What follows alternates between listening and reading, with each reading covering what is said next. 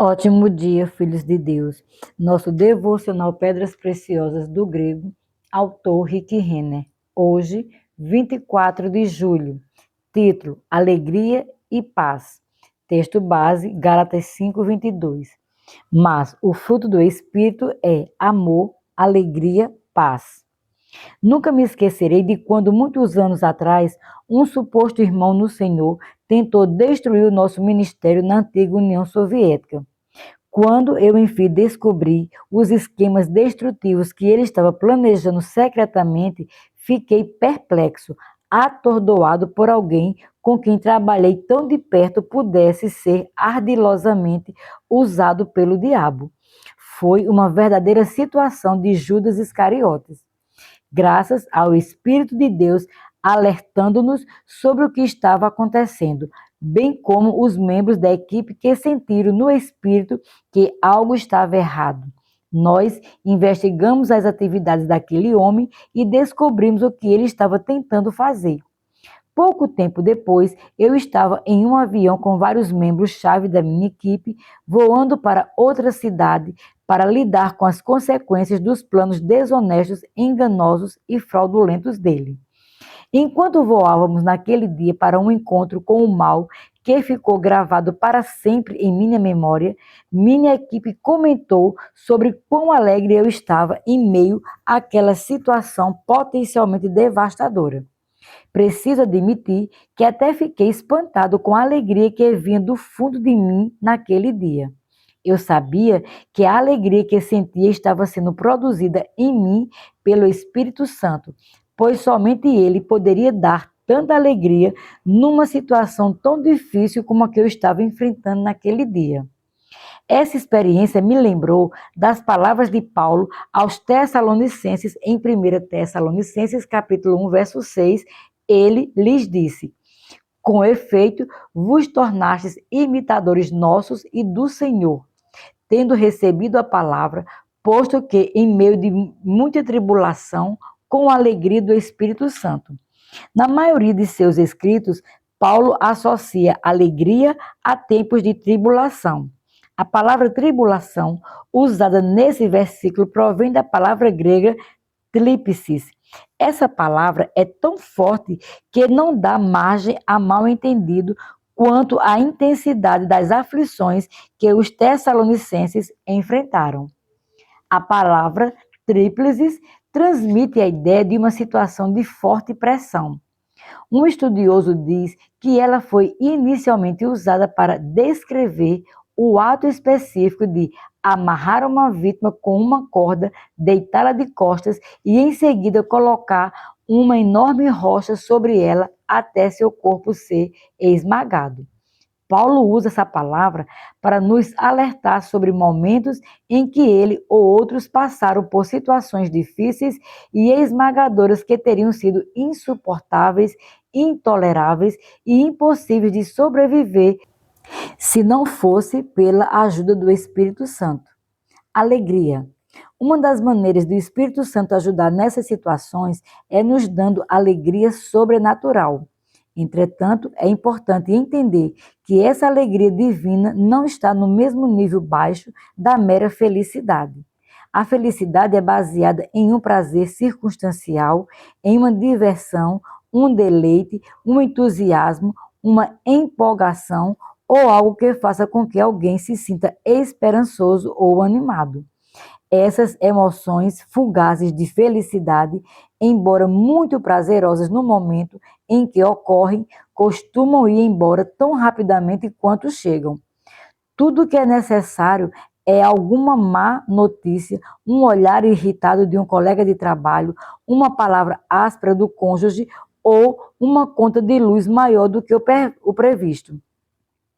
E aquela emoção de felicidade pode desaparecer bem diante dos olhos de uma pessoa. A alegria, porém, não é afetada por circunstâncias externas. De fato, ela geralmente prospera mais quando os tempos são difíceis. É a resposta sobrenatural de Deus aos ataques do diabo.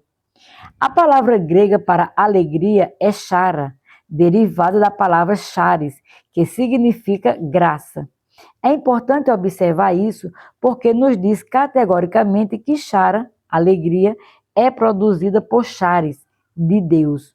Isso significa que a alegria não é uma felicidade humana que vem e vai. Em vez disso, a verdadeira alegria é de origem divina, um fruto do Espírito que se manifesta particularmente nos momentos difíceis. Alguém pode sentir felicidade, júbilo, deleite, entusiasmo, empolgação ou ânimo, mas todas essas são emoções passageiras. Por outro lado, a alegria é uma expressão dada pelo Espírito que se desenvolve melhor quando os tempos são cansativos, assustadores e difíceis. No exemplo dado em 1 Tessalonicenses capítulo 1, verso 6, os tessalonicenses estavam submetidos a grande estresse decorrente de perseguição. Contudo, em meio a tudo aquilo que eles continuavam a sentir uma grande alegria. De fato, o grego indica fortemente que sua alegria sobrenatural era por causa do Espírito Santo operando no íntimo deles. Paulo até a denominou alegria do Espírito. Uma tradução interpretativa de 1 Tessalonicenses capítulo 1, verso 6 poderia ser: vocês abriram totalmente os braços e acolheram de bom grado e com grande entusiasmo a palavra em sua vida, e vocês fizeram isso até mesmo em meio a sofrimentos perturbadores. Um nível e uma intensidade de estresse que seriam sufocantes e esmagadores para a maioria das pessoas. Porém, enquanto estavam atravessando todas essas dificuldades e aborrecimentos, estavam simultaneamente experimentando o supremo êxtase e a alegria do Espírito Santo. O melhor que o mundo perdido tem a oferecer é uma felicidade temporária. Porém, quando a semente de Deus foi colocada no interior do seu espírito humano, essa semente divina produz uma alegria que não se baseia em eventos externos ou circunstâncias. De fato, quando os tempos se tornam muito desafiadores, a vida sobrenatural de Deus se levanta dentro de você para desafiar aquela pressão diabólica. Essa alegria sobrenatural irá sustentá-lo até mesmo nos momentos mais difíceis. Paz.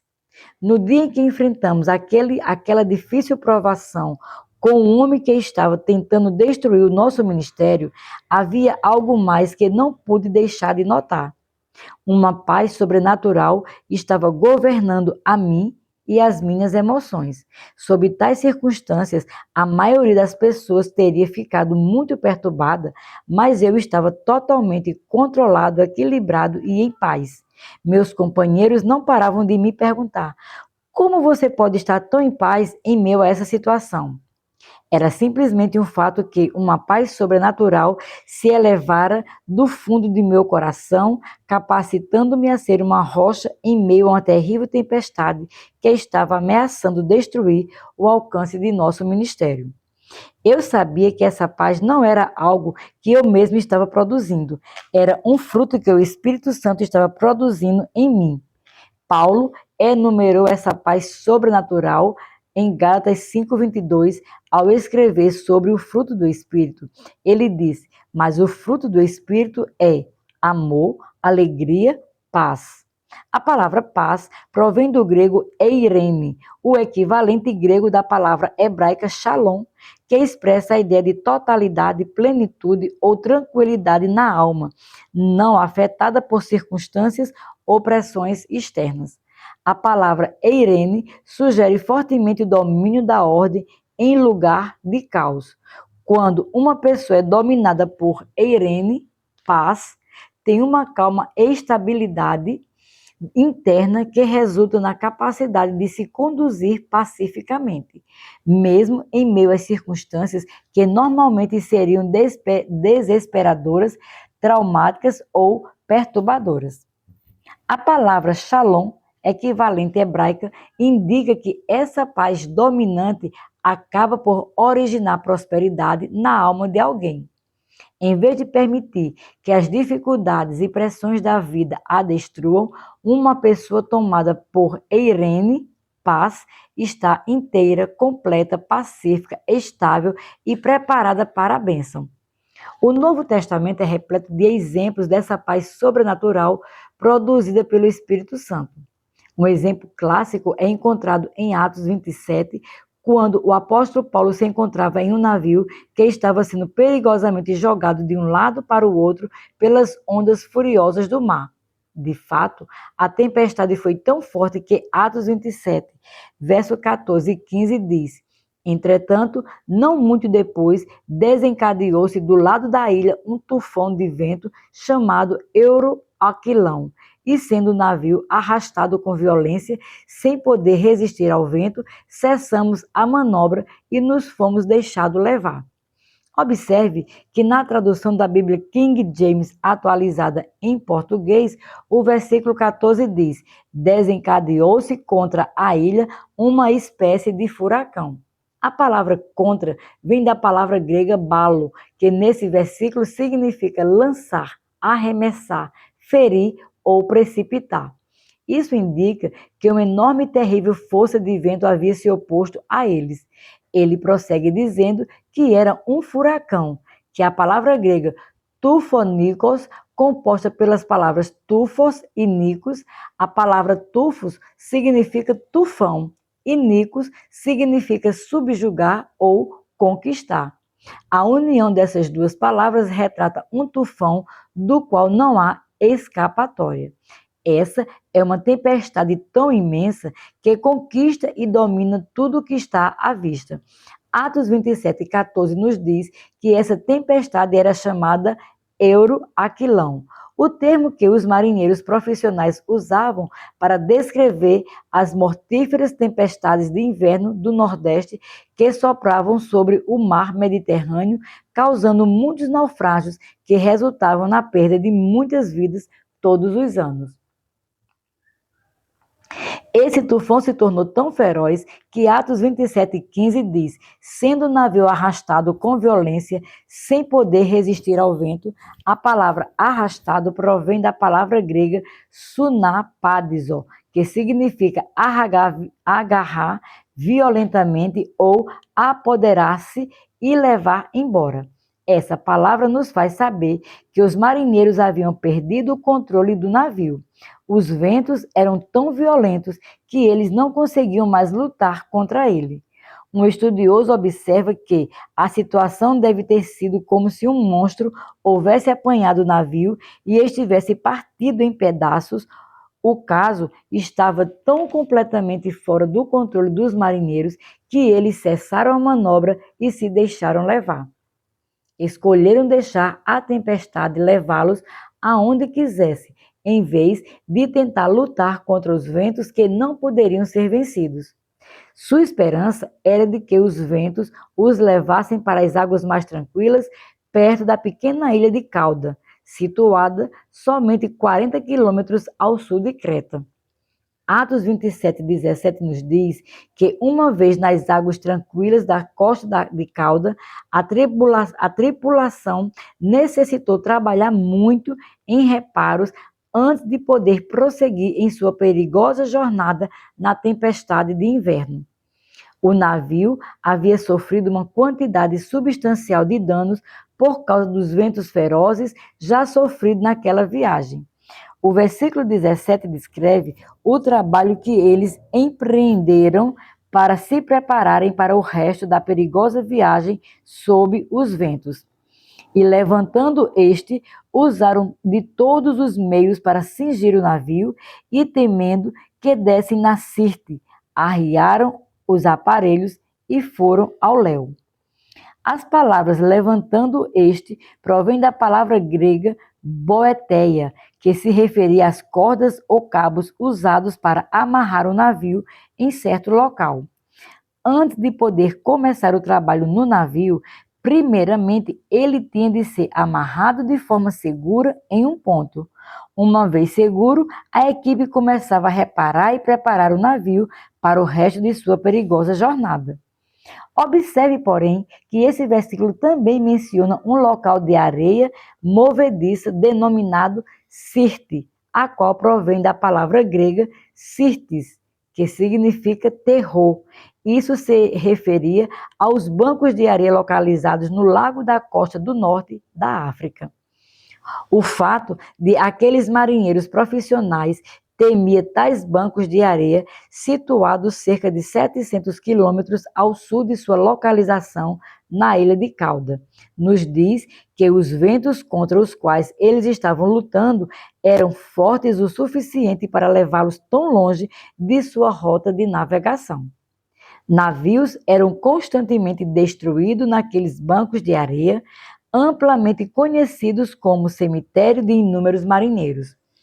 Após todos os esforços da tripulação para consertar o navio e tentar evitar os ventos de inverno, Atos 27:18 prossegue. Açoitados severamente pela tormenta no dia seguinte, já aliviavam o navio.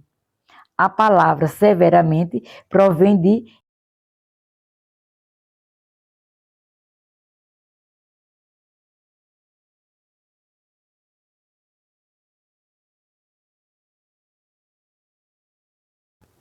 esfódoros, que significa impetuosamente, violentamente ou intensamente. A palavra tormenta vem da palavra grega sheimadzomai, que significa tempestade. Porém, quando essas duas palavras aparecem em uma mesma frase, como nesse versículo, isso representa uma tempestade muito impetuosa, violenta e intensa. Ou seja, em vez de escapar da tempestade, a tribulação deve ter sentido como se estivesse indo diretamente para ela. Foi uma situação tão séria que Atos 27, verso 20 diz: E não aparecendo, havia já alguns dias, nem sol, nem estrelas, caindo sobre nós grande tempestade. Dissipou-se, afinal, toda a esperança de salvamento. Porém, em meio a toda aquela desesperança, Paulo se levantou e disse: Mas já agora vos aconselho bom ânimo, porque nenhuma vida se perderá de entre vós, mas somente o navio. Porque esta mesma noite, um anjo de Deus, de quem eu sou e a quem sirvo, esteve comigo dizendo: Paulo, não temas. Atos 27, versos 22 e 24. Paulo havia ouvido a voz do Senhor, que fez surgir uma paz sobrenatural em seu íntimo. Portanto, ele estava em condições de ser uma rocha em meio a uma situação muito grave. Sua paz trouxe força a todos a bordo daquele navio. Conforme mencionamos anteriormente, esse tipo de paz é produzido pelo Espírito Santo. Agora, pense novamente no significado da palavra eirene, paz. À luz da experiência de Paulo naquele navio, lembre-se de que essa palavra expressa a ideia de totalidade, plenitude ou tranquilidade na alma, não afetada por circunstâncias ou pressões externas. Ela sugere fortemente o domínio da ordem em lugar de caos. Quando uma pessoa é dominada por eirene, paz, tem uma calma e estabilidade interna que resulta na capacidade de se conduzir pacificamente, mesmo em meio às circunstâncias que normalmente seriam desesperadoras, traumáticas ou perturbadoras. Não foi exatamente essa qualidade manifestada por Paulo naquele dia, a bordo do navio? Sei que essa paz sobrenatural do Espírito Santo é o que estava operando em mim no dia em que estávamos enfrentando dificuldades por causa daquele suposto irmão no Senhor. Essa mesma paz trabalhou em mim em muitas outras situações difíceis, e isso vai funcionar em mim muitas vezes mais nos dias que se seguem. Portanto, não pense que você tem de ceder às emoções perturbadoras em momentos difíceis ou desafiadores. Se você deixar o Espírito Santo operar em você, ele irá liberar uma alegria sobrenatural e uma paz dominante do seu interior. Esses frutos do Espírito têm o poder de mantê-lo alegre, calmo, estável e pacífico, mesmo que esteja enfrentando circunstâncias que normalmente o levariam ao limite. Por que você não dedica hoje alguns minutos a orar e pedir ao Espírito Santo que produza em você os frutos sobrenaturais de alegria e paz. Minha oração para hoje. Senhor, hoje eu estou muito grato por tu não teres me abandonado a minha carne e as minhas emoções. Em função do teu Espírito viver em mim, posso ser capacitado a andar em alegria e paz em qualquer situação. Perdoa-me por ceder aos caprichos de minha carne e por permitir que ela enfureça quando o teu Espírito que habita em mim está ansiando por fazer com que a tua alegria e paz sobrenaturais domine a minha vida. Eu me afasto dos meus hábitos passados de preocupação e medo e propositadamente escolho permitir que o Espírito Santo me inunde com tua inextinguível alegria e incompreensível paz. Assim eu oro em nome de Jesus. Minha confissão para hoje. Confesso que sou dominado pelos frutos de alegria e paz. Medo e ansiedade não têm lugar em minha vida. Também não sou governado pelas emoções de felicidades temporárias e passageiras. A alegria me fortalece e me estabiliza em todas as situações.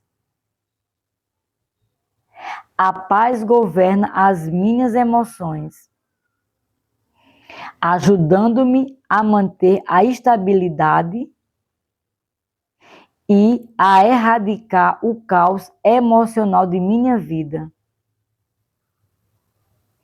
e ao meu redor.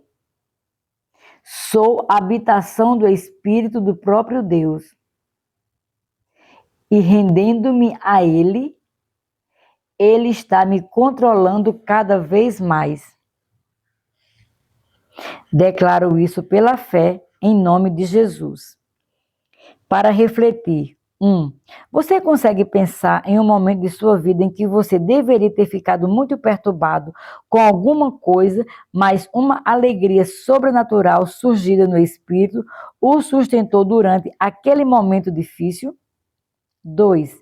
Você consegue também se lembrar de um momento em que a paz de Deus substituiu o medo e a preocupação que normalmente o teriam vencido?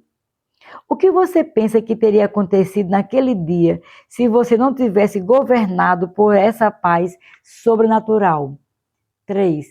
Você pensa ter algo a ver com os frutos de alegria e da paz que operam em sua vida? Suas palavras ou seus atos podem impedi-los de agir ou liberá-los para agir mais livremente em sua vida? Sejamos abençoados na prática da palavra.